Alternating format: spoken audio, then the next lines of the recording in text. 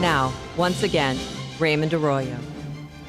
Welcome back to The World Over Live. My first guest tonight is a U.S. representative, a member of the Committee on Foreign Affairs and the House Pro-Life Caucus.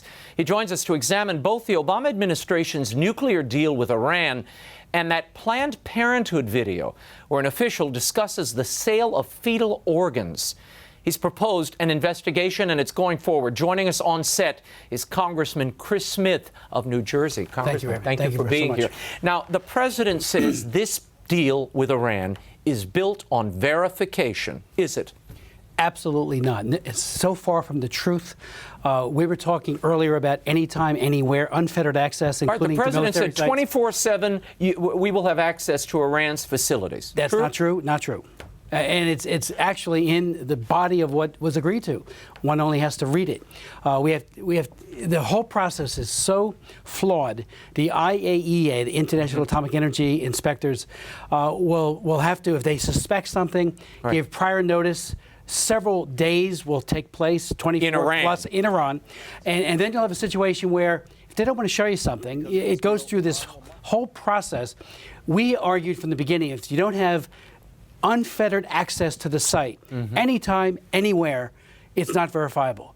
This administration in Tehran, this dictatorship, has repeatedly frustrated inspectors in the past his prologue. Yeah. And if you look at this very carefully, for the president to look in that camera and suggest that this is verifiable, President Reagan walked away from Reykjavik rather than to agree with Gorbachev on a flawed deal. Right. Our president and John Kerry should have walked away from this and said, we'll go back to the sanctions, we'll up the sanctions, and really, no exceptions, because the lifeline that Iran had was that one of the biggest ones was that the oil that went to China, and many hundreds of millions, billions of dollars kept flowing to Tehran during this process. So we never had the sanction that could really get us to a verifiable nuclear pact. And that's why they sat at the table, because the sanctions had been crippling them. I want to play this bite. This is President Obama talking about the nature of the deal and how it really, what the Iranians do doesn't matter. Listen. This deal is not contingent on Iran changing its behavior. It's not contingent on Iran suddenly operating like a liberal democracy. It solves one particular problem, which is making sure they don't have a bomb.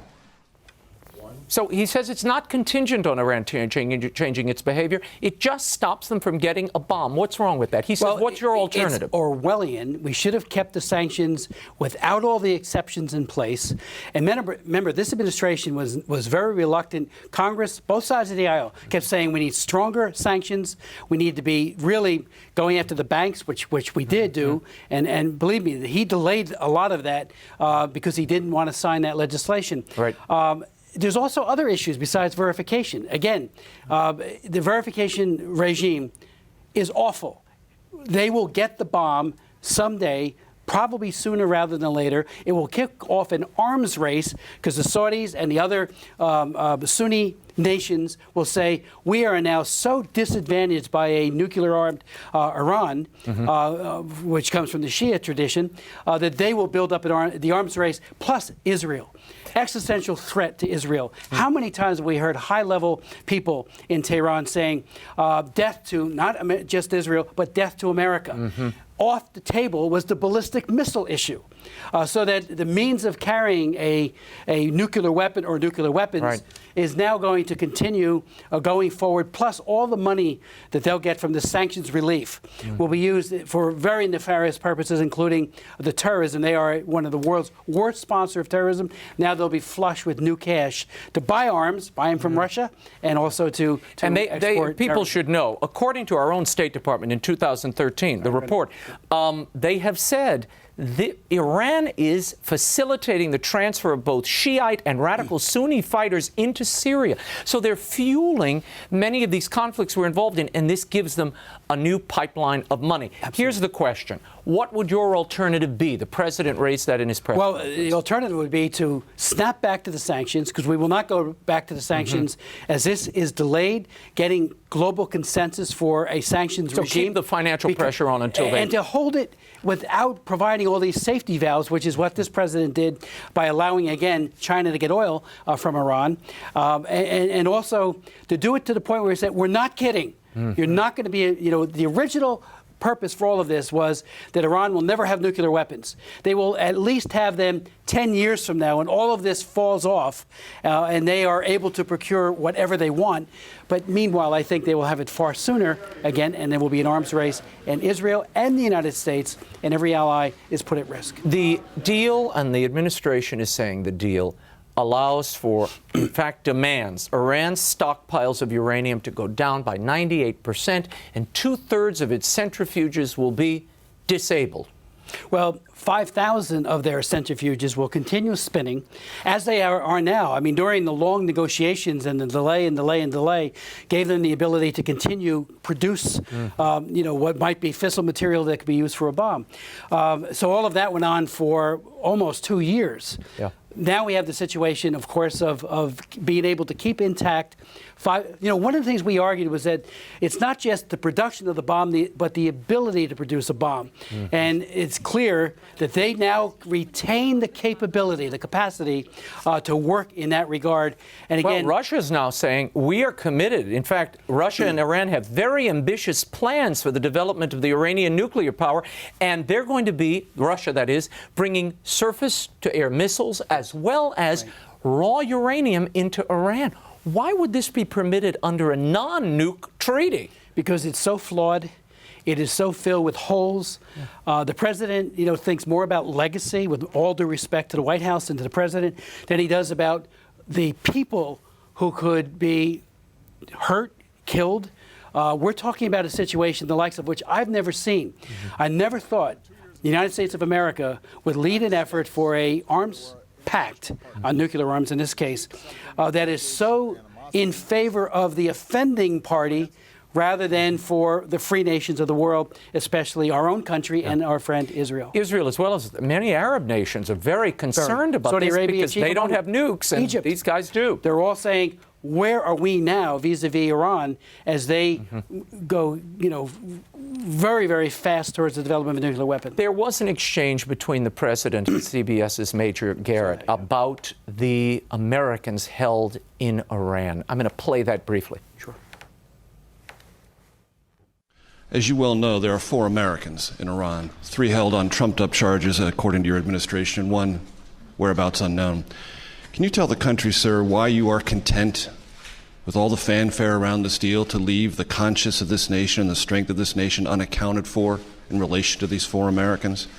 The notion that I'm content as I celebrate with American citizens languishing in Iranian jails, Major, that's nonsense. And you should know better. I've met with the families of some of those folks. Nobody's content. And our diplomats and our teams are working diligently to try to get them out. Now, if the question is why we did not tie the negotiations to their release, think about the logic that creates. Suddenly Iran realizes, you know what, maybe we can get additional concessions out of the Americans by holding these individuals. So the president says he's working diligently to get these people out. Why wasn't it part of the deal, though? I have asked that question of Secretary Kerry. I held 2 hearings on Saeed Abedini, who is the American pastor of Iranian descent, who was told he could come and build an orphanage. And he was doing that when he was arrested, and he has been tortured, maltreated in every possible way imaginable. And his wife, Magme, has testified at 2 of my hearings and twice at other hearings. She said at the first hearing that was chaired by Congressman Frank Wolf that the State Department told her that there's nothing we can do to help you. An American citizen being held by a dictatorship and suffering torture. At my hearing, she echoed that. She showed her disappointment. She's in a precarious position that if she goes too far, the administration will further distance itself from her. It's because she does want their help. But it seems to me that in a gesture of goodwill, at the bare minimum, the people across the table would have said, you know, those Americans we're holding, you can have them. Yeah. And they did not do it. Yeah, it's an easy give. And the president, and John Kerry made this as a point as well, it was any conversation about that was done on the sidelines of the negotiations. How can we trust them now? And the president just said that we wouldn't want to have to make further concessions. We made all the concessions in the world. This is an egregiously flawed deal. As more Americans realize what's in it, they'll say, this isn't about making peace and promoting peace. It's about undermining peace and making nuclear arms, first in Tehran and then throughout the area, much more probable. And of course, right in the crosshairs, existential threat is Israel. Before I go on to the next topic, we've got to talk about Planned Parenthood. The president said something about what is informing this jihad we're seeing all over the world, and even Iran's intentions. Roll this, and then I want to talk to you about this Chattanooga shooting. Go. We have to address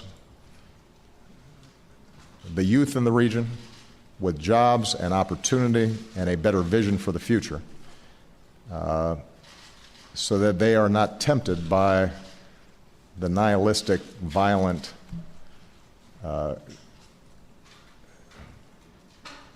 dead end that organizations like ISIL offer.